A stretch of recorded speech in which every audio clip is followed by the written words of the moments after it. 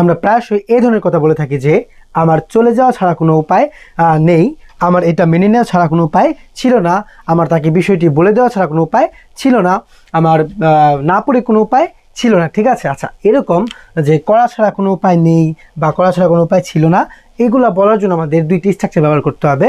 যদি আমরা বর্তমানে বলতে চাই যেমন করা ছাড়া কোনো উপায় নেই, সেক্ষেত্রে আমাদের কি ইউজ করতে হয়? সাবজেক্ট, তারপর হচ্ছে have no choice but to, এইটা ইউজ করতে হবে। ঠিক আছে, করা ছাড়া কোনো উপায় এটা বোঝানোর জন্য। তারপর হচ্ছে ভার্বের ওয়ান, তারপর হচ্ছে এক্সটেনশন অর্থাৎ ভার্বের বেস ফর্ম ইউজ করতে হবে।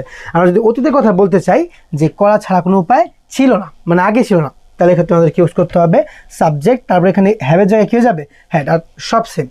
আচ্ছা, had no choice but to, তারপরে ভার্বের ওয়ান, তারপর হচ্ছে এক্সটেনশন, তাই তো? আচ্ছা, যেমন আমার চলে যাওয়া ছাড়া কোনো উপায় নেই। ঠিক আছে, তাহলে এক্ষেত্রে আমাদের কী করতে হবে? আমাদের এই স্ট্রাকচার ফলো করতে হবে, তাই তো? কারণ বলেছে যাওয়া ছাড়া কোনো উপায় নেই, তাহলে এটার সাথে মিলে যায় বর্তমানের কথা। আচ্ছা, তাহলে প্রথমে আমাদের কী বসাতে হবে? সাবজেক্ট। সাবজেক্ট কী আছে? আমার। তাহলে আমার মানে কি? মাই তো সাবজেক্ট না, কিন্তু কী করতে হবে? আমাদের সাবজেক্টিভ ফর্মটা বসাতে হবে। তাহলে কী হয়ে যাবে? আই। Okay, I. আচ্ছা, তারপরে কী হবে? Have no choice. I have no choice, তারপরে কি দিতে হবে? বাট, তাই তো? I have no choice but, তারপরে কি বসাতে হবে? টু বসাতে হবে, তাই তো? But to. আচ্ছা, তারপরে এখানে কি বসাতে হবে? ভার্বের ওয়ান। ভার্ব কি আছে?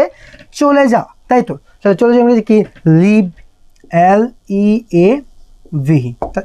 আচ্ছা, তাহলে কি বলেছে? I have no choice but to leave, অর্থাৎ আমার চলে যাওয়া ছাড়া কোনো উপায় নেই। আচ্ছা, তারপরে কি বলেছে? আমার এটা মেনে নেওয়া ছাড়া কোনো উপায় ছিল না, তাই তো? অতীতের কথা বলেছে, এই জন্য এটা ইউজ করতে হবে। আচ্ছা, তাহলে প্রথমত কি ইউজ করতে হবে? সাবজেক্ট, তাই তো? আচ্ছা, তাহলে সাবজেক্ট কি আছে এখানে? আমার। তাহলে ক্ষেত্রে কি ওই মাই তো আর সাবজেক্ট না, মায়ের সাবজেক্টিভ ফর্ম কি? আই। আচ্ছা, আই। তারপরে কি ইউজ করতে হবে আমাদের? Had no choice. আচ্ছা, আই হ্যাড নো, তারপর হচ্ছে চয়েস,